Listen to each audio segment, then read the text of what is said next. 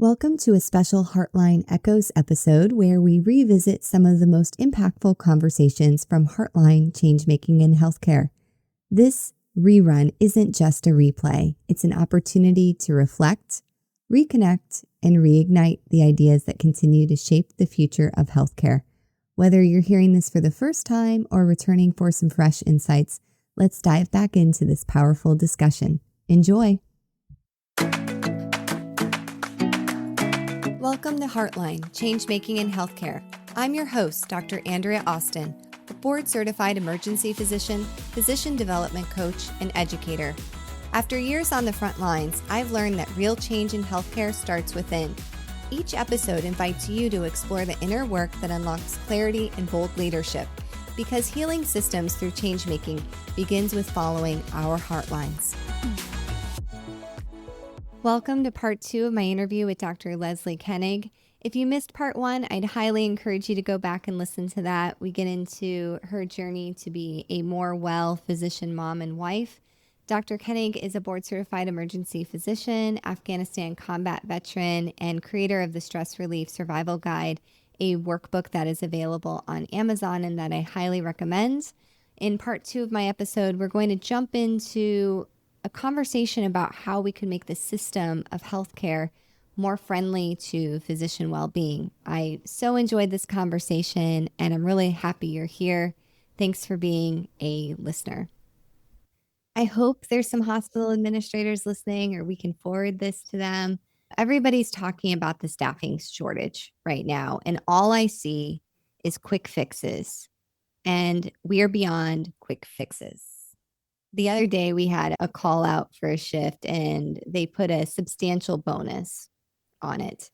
And it was a day shift. And, if you're not a shift worker, usually day shifts, especially with a pretty sizable bonus, people want to pick those up. And they're going unfilled because people are tired. So I think now is the time. You can keep bringing in travel nurses, you can keep dumping bonuses on, or you can actually invest in making your hospital, your clinic, a more sustainable place to work. What's your thoughts on that? That is absolutely so key for the future of medicine, is to have that long-term view about how to take care of your people. It comes into having good leadership. It comes into being knowledgeable about how to truly motivate your employees. And as an employee, that just goes to show that money isn't everything, and that really your health and well-being is so important. And I've seen the same thing with administration fixes where it is a quick fix. You and I both know Team Steps and how wonderful that has been. And my hospital, when I first came on, wanted to talk to me about it as I was a Team Steps champion. And I tried to impress on them that this needs to be a culture shift. And they said, well, that's too expensive. That's too much training. We just want to do this tiny little bit of Team Steps. And I have not seen any changes. They wanted to just implement a small little quick fix and not do a culture change. And it went nowhere. So really the money was wasted. And they thought that this tiny step would do it, but it just doesn't. You need to have huge shifts in culture to make lasting positive change. But in the same way, we need to look at the same way in our own lives. We can't do these little quick fixes like vacation. We can't do these little quick fixes like, I'm just going to get a massage. We need to do a culture change in our own lives to have that lasting positive change as well. So it's almost like looking outwards at administration and the culture of medicine. Look at yourself in the same way. And that's the quickest fix that you can do, is with yourself. Well, looking outwards at administration, I know that they're doing the absolute best they could, or best they can. And I know COVID was incredibly difficult, but it is time for physicians to come together and speak loudly, and we can make our own positive change as well. So a question that's been resurfacing a lot with many of my guests, and I'm truly interested in your thoughts. Is emergency medicine, full-time clinical practice, a sustainable option? Do you think people can do emergency medicine exclusively for a full career? It's such a personal question. I think it depends on every individual. There needs to be a balance. I personally absolutely love emergency medicine, and I don't see myself ever leaving. However, because of the circadian rhythm changes, it's not on my terms. And that is one reason why I'm looking at other options. Long term, it's not a very good option because of that one issue, in my opinion. All else being equal, where you love where you work, you're satisfied, your administration is supportive, it still gets down to as you age, because our human bodies do, it's just not sustainable to have that circadian rhythm change, in my opinion. So I think it's very possible with the right mindset, the right constitution, and the right balance. But often you need to bring in some kind of side gig or a lot more vacation. Just have an understanding of how it's going to change in time. Does that answer your question? Absolutely. I think that's a great response. And I think it's what I'm telling my residents is I would highly recommend that you have something else professionally, an income generator besides exclusively emergency medicine. One pattern we've seen on the show is there's a lot of people that have a clinic practice that allows for more normal hours. And the way I've restructured my professional time is I have a lot more work that I can do from home, again, during normal hours. So right now I'm working probably on average one night shift every couple of months. And that's not a big deal. Like, I don't think that's really going to contribute to my mortality in any significant way. But when you start getting up to, some of the other shift configurations, I think that's something we have to grapple with in a more real way than we've been doing in emergency medicine. Yeah, totally agree. Yeah. I mean, that is the trajectory of my career has been. And again, that's where the heart variability made me recognize what I was doing to myself with doing only emergency medicine. I did read a book called Rich Dad, Poor Dad, which I actually have a copy of at work and I hand out to anybody who's brings this up. What can I do aside from medicine? Because if you get into something like real estate or investing, it gives you a lot more options to continue this job that I love but not worry about income, some kind of passive income, some kind of investing, because it is a financial decision sometimes whether we stay in emergency medicine or not. But, between financial and mental health and physical health as well. So having that secondary side gig or plan B backup, I totally agree as an emergency medicine, because it's going to be difficult to have it be your entire career. If it is your entire career, you're probably going to end up working less simply to have the rest that you need. Yeah. And I think the interesting thing is once you diversify your career, my emergency medicine shifts now are a choice. I don't feel like I have to. And I feel like if my emergency medicine job went away tomorrow, it would have an impact on my income.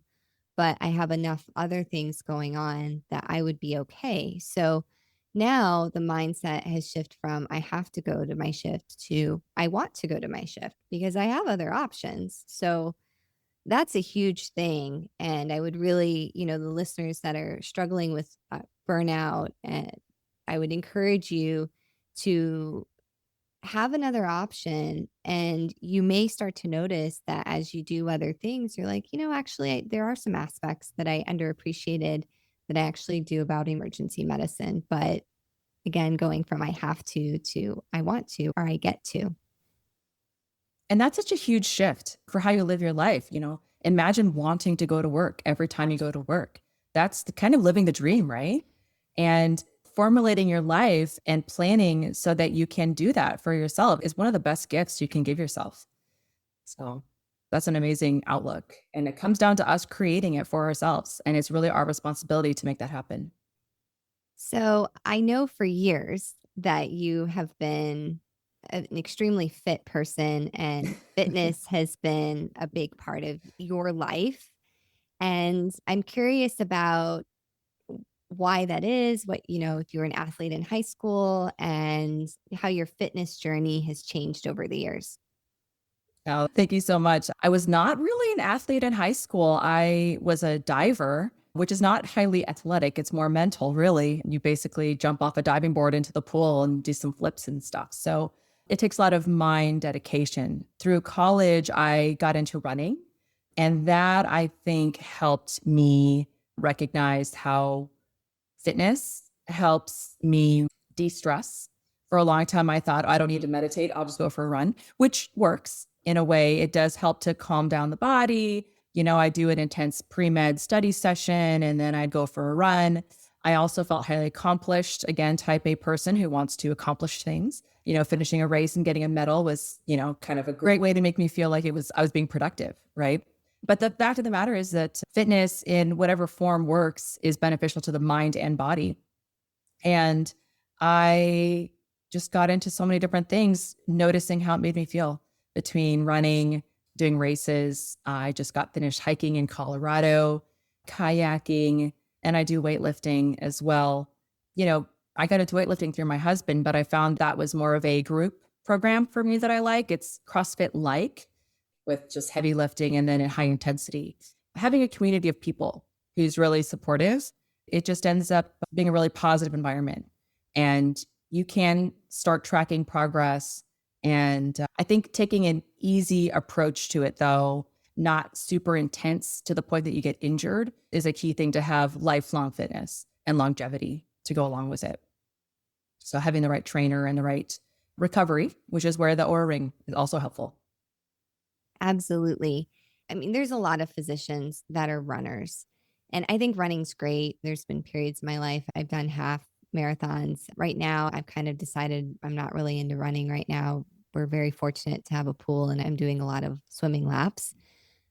But my question is, with all the reading and research you've done on well-being and mindfulness and, needing that recovery, do you think people should take a look at their fitness routine and see if they're adding in anything that is more in line with a parasympathetic response, like stretching or yoga? I've just got a lot of friends that only do running. And that in particular, I'm actually working with a functional medicine physician and we're trying to kind of regulate some of my cortisol surges. And, her advice for now was like, I actually don't want you running. There's a lot of cortisol surges with that. And she wasn't real hip on me doing a half marathon right now, just kind of looking at my overall goals. What are your thoughts on that? That's actually a really great idea to have that guidance to help you so that you can better ascertain what's better for your body. Because sometimes we don't listen to our bodies and we should. And if our body's telling us you need to stop running and focus on swimming or something more low intensity, a lot of us just don't pay attention because the mindset is, I want to go, I want to do this. It's what I've been doing, but it can be detrimental unless you pay attention. I am totally guilty of not doing what you're doing. I think yoga is one of those kind of highly touted parasympathetic boosters. Yep. And I am so bad about doing it. What I have done to try and improve my activity level on that is I simply do 7 sun salutations every morning. It gets me out of the guilt of not doing yoga as much as I should, but it's also a good morning stretch. It starts my day off right. It takes about 7 to 10 minutes, depending on how much I do the stretching, but it's a way to ease into my day. And it gets me ready for a cold shower. I'll put it that way too. So Are you doing cold showers? yeah.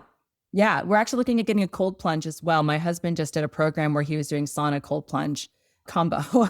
And so the health benefits out there about doing cold exposure are huge. So it's something that is mental discipline, but also is backed by research. So I do that as much as I can. It's hard in the winter. I mean, here in Nebraska, let me tell you, it's hard to do it in the winter. However, just when you look at the research behind these things that we're talking about, it's really undeniable. And to ignore the research is to do yourself a disservice. So meditation is good for you. Cold plunges are good for you. Parasympathetic, practices are good for you. It leads to longevity and better health, better mindset, better life. So there's probably a listener right now that's gripping the steering wheel, driving into a shift and just feeling frazzled. Maybe they've got a small child at home or they've got an older parent they're caring for, and they've listened to the last little bit of this conversation. Are like, that's nice, Andrea. That's nice, Leslie. Good for you. But that's just not practical for me. I don't even know where to begin. What would your small step be towards I mean, clearly, like, and you said it, you've been meditating for 7 years. This has been a journey. I feel like I'm just starting to hit my stride, and it's definitely been a journey. So, how do you even begin? I would say to that person who is listening, saying, yeah, that's good for you guys. Good for you. I can't do that. I would say, take a deep breath and really notice what a great job you are doing. Whatever you're doing right now, you are doing the absolute best you can. And you just give yourself a pat on the back. Maybe put your hand on your heart and say, thank you. Really thank yourself for all of the hard work you're doing. It really matters. What you're doing really matters. The downside of that is sometimes we don't see that about ourselves. And what we're doing is making any lasting change or any lasting benefit. And you feel like you're starting to spin off the wheels. You are grasping at straws. You don't know what to do. It feels like everything is out of reach. When I say taking a vacation, that may be hard to do. A vacation can be 5 minutes of sitting with yourself and doing the battery technique. It can be 5 minutes of trying meditation one more time. It's 5 minutes. It just, maybe I would say, first thing, delete Facebook off your phone, delete Instagram off your phone, or put it on some kind of timer, because look at your screen time. If you're driving right now, when you park, look at your phone and look at how much screen time you're using. That is probably the number one place that you can create some time and space. And if you create 5 minutes for yourself to just say thank you to yourself, I know that sounds woo-woo. I know that sounds a little hokey. Give it a try. If it doesn't work, fine. It doesn't work for you. But give yourself 5 minutes. And if you want to try just taking slow, deep breaths, just noticing the breath at the nostrils, noticing how it fills your chest, envisioning how each breath is a breath you will never have again, and having that appreciation for the life you have. So that's I would say, probably the number one and number two things. Look at your screen time, put limits on your apps, and take 5 minutes. If you're, especially in your car, that is a great place to do this. If you're listening and you're on your phone in a car, when you park, 5 minutes. Everybody's got about 5 minutes to spare. And your car is a great place to do meditation. That's one of the number one recommendations I have. If someone says, I don't have time for meditation, the minute you park your car, turn it off, like in those transition times between walking into work, getting from work, from work in your car before you start it, or even when you arrive in your driveway or in your garage, turn it off, and there's 5 minutes right there in that transition time. And you'll be amazed once you start giving this to yourself, the changes that will happen. I really like that, because 5 minutes, even if you're running a little bit late, is the 5 minutes really going to make a big difference? Really. Like, just take the 5 minutes. If you can show up and be more present and more kind during that shift, I'm pretty sure your colleague's going to be happy. I mean, try to get there early that you can do the 5 minutes. But honestly, I think do the 5 minutes regardless, because there's such a huge difference. I mean, we've all shown up to the shift where you're just like running through the door, and like your hair, you just can tell that frazzled. And, I think we do need to spend more time on getting into the right mindset. If you think about how much time we waste with a bad mindset, it's astounding and that's what meditation really showed me, was how much my mind was really just sabotaging my life. One thing I noticed that helped me a lot with burnout was how judgmental I was of people who would come in, simply because I was just angry. I was just upset about the patient volumes. I was upset about that I didn't get enough sleep last night. And when I had that mindset of judgment is not in the job description, that changed a lot for me, because I would see say a frequent flyer come in, and I'd be like, oh, so-and-so is back. And I would just have that like down feeling, and that's just and then you spend 5 minutes complaining about it with your nurses, right? That's 5 minutes right there of complaining that you can just cut out of your life. You don't need that time. All that time spent complaining, all that time spent judging, all that time spent worrying. If you are able to notice that amount of time, being mindful of your thoughts, you will be able to shift that negative mind state of judgment, anger, frustration. And in those 5 minutes, you'll see that and you can cut it out of your life. And by replacing that negative mindset, that negative judgment towards this person, you can, as with the positive battery technique, oh gosh, I'm going really negative right now. I'm going to look at this patient, and I am going to, what I've done also And not only is thinking that judgment is not in the job description, but looking at each person almost like with an x-ray vision of their cardiac heart. If you just see someone's like look at their chest, maybe you're like upset looking at their face, you just need a minute to just calm down. Just look at their heart and envision this is a person with a beating heart. This is a person who is a warm-blooded, loving person just trying to make their way in this world too. And just having that vision, I think for me, just to take a moment, see them as a person, not see them as a patient, not see them as a frequent flyer, but this is a person with wants and needs and desires. And they're just here for your help. And remembering this is a privilege to take care of this person. And really having that, I'm not here to judge. I'm here because I have a privilege to take care of a human person. That changes so much. And it really opens up to the compassion that you can put back in your life. Yeah, it really also reminds me of a conversation I had with my coach about 6 months ago. It was during a COVID surge, and I was so angry about the continual onslaught of people that were unvaccinated, exposing me. And then I got COVID and I was sicker than I had anticipated, and just angry. And it sounds contrite, but acceptance was what changed my life. I had to make a decision that if I was going to keep being an emergency physician, I had to accept the reality that a large number of people are never going to be vaccinated in this country. I wish it was different. I can do things, I can have one-on-one conversations. I can use my status as a physician, in different ways to try to change that. But in that moment, when I have to walk into a room and someone's unvaccinated, that is the reality. And being angry about it, I've always associated anger with change. And in some ways I can see like why, like, social justice movements are largely fueled by anger. But in the moment when you still have to do a task, you still have to interact with somebody, that anger is very counterproductive.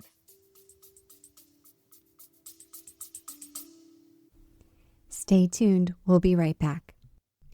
Are you a physician mom with school-aged children feeling utterly exhausted? My friend Dr. Sheeta Shaffi invites you to take a little time this summer to join her in a small, intimate group for meaningful conversations. Dr. Shaffi is an emergency physician, coach, and mom to 8-year-old twins. She understands firsthand what you're going through. This isn't a pizza party or a yoga class. You'll meet for 2 one-hour sessions twice a month starting in July to help you move out of exhaustion, let go of mom guilt, and live a life you're not only proud of, but can truly enjoy. Connect with her on LinkedIn or Instagram at Sheeta Shaffi to learn more.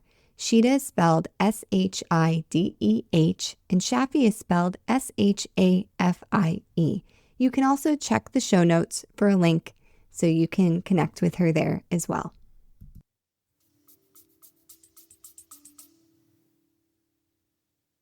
I also suffer a huge amount with anger. And that's the thing about the world is you can't control it. And that's what emergency medicine is. It's taking care of other people. And sometimes they're bad decisions. And that's the job. And you can fight it, but you're fighting reality, which you're always going to lose there. You're just going to suffer and you're going to lose. And so either reality can change or our mindset about it can change.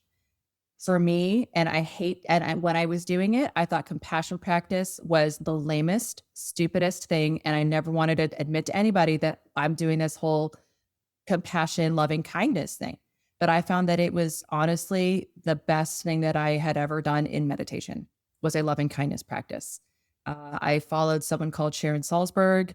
I have the practice in my book, and it's there for a reason. I'm a person who still suffers. I mean, I'm still a person who has a lot of anger. That's just my conditioning. And that is the way that I have been for the last number of years. However, I now see it better. And doing this practice truly does change the way that I relate to my job and relate to patients. So I'm just recognizing what needs to change, reality or me.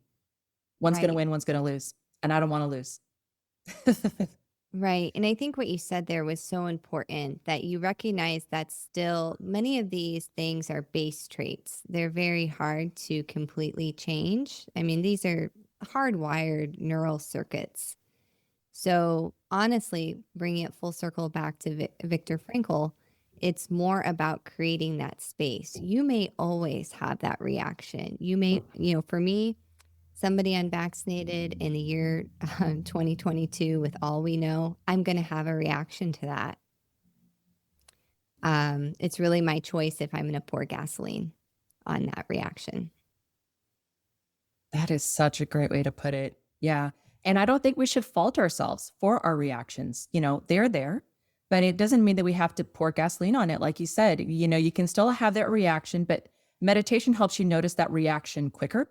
And meditation helps you create that space behind that initial, like, oh, and then you can be like, you know what? I can respond to this. I'm not here to judge. I'm here to respond, and I'm here to treat. And meditation, even though 5 minutes a day in the car, where whatever helps, will help you notice that. And that way you keep that anger to a minimum, and you don't expand on it, negative cycle it, turn it into this bigger thing than it needs to be. And that's okay. We can have those reactions. Meditation is not about cutting out the anger or shaming you for your anger. I still have it. It's just less of it. And whatever you struggle with, it's going to be there. It just minimizes and minimizes and minimizes. And as it minimizes, your happiness starts to maximize. Yeah, one of our good mentors, Dr. Carrie King. Yeah, I love Carrie. Just like I always say, Oh, yeah. he's like the Zen master of the emergency department. And he told me very, very, very long time ago that throughout your career, it's like waves in the ocean. And at first, you just have these huge waves, these huge surges. And over time, they just become much, much smaller. And I'm beginning to be able to see that my responses to things, they're just not so heightened, and it's funny now, I can see it in my residents. I can see when they spike, and, I'm able to modulate a little bit, like, yeah, I know that was frustrating, or, actually that happened, but it wasn't your fault. It would have happened regardless of, what we had done. So, bringing it full circle back to our Navy backgrounds, and shout out to one of the greats of Navy medicine. Oh, absolutely. I was going to say it's probably all the surfing he does Yeah. that helps. And it's funny how surfing does show you you can't control the waves. You're sitting on a surfboard, and the life will throw you whatever it throws at you. The ocean will give you a wave, or it won't. And you just have to accept it. You have to be patient. And if you are okay with that, and you accept that that is what reality is, that is what the ocean is throwing you, you can have more peace. You can have more ease. And then you get the happiness. I think so many people chase happiness. You just can't chase happiness. Find peace and ease with what you have, and the happiness will come. Yeah. Final note before we move into wrapping up. So I don't know if it's the same with surfing, but for paddle boarding, if you're standing on your paddleboard and a wave's coming, it's very easy to be knocked off your board, especially standing straight up. And to stay on your board as a wave is approaching you, you actually need to turn into it, face on. And that is such a beautiful metaphor for life, that, you can't outrun the wave. It's going to catch you. And if you try to do some weird thing from the side, you're definitely going to get knocked off. So you just need to move right into it. So I hope that metaphor helps our listeners, that, you can ride the wave into your next shift, and into whatever life is throwing at you right now.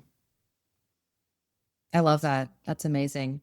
And you have your 2 feet on your board, you see it, you turn into it. So you're mindful of the ocean, you're aware of things, you're aware of your surroundings, and you've got your 2 feet on you. You have your foundation set with your abilities. And so that's, again, another metaphor for just all the self-care techniques that we're talking about. You're not standing on your head on one foot going into the wave. You've got a solid foundation to face whatever adversity comes. So, this has been such a treat, and I can't wait to have you back on the podcast and follow your integrative medicine journey. How can our listeners connect with you? Probably the best way is through Facebook. I still have a Facebook group called Stress Relief Survival Guide group. I minimize my social media time now. However, if you message me on Facebook, Leslie Koenig. I also have a website where you can see you can download my products um, with the Stress Relief Survival Guide. And I have a whole video course on YouTube. It's totally free. You can get the book on Amazon, and that has almost all that you need. So feel free to find me on YouTube, find me on Facebook. Those are the best ways, I would say. Awesome. And we'll put all those links in our show notes. Well, it has been an absolute joy. Thank you so much for being on the podcast. Oh, thank you. Thank you for everything you're doing for physicians and all of the work that you've done. It's been amazing. And thank you so much for having me. Thanks for listening to Heartline, Changemaking in Healthcare. If you're ready to deepen your own inner work or want to bring these conversations into your organization, visit AndreaAustinMD.com. You'll find resources and ways to connect with me for coaching, speaking, or consulting. Don't forget to subscribe, leave a 5-star review, and share this episode with a friend or colleague. Until next time, keep following your Heartline. This podcast represents the views of the host and guests. It does not represent the views of any entity we work for or with.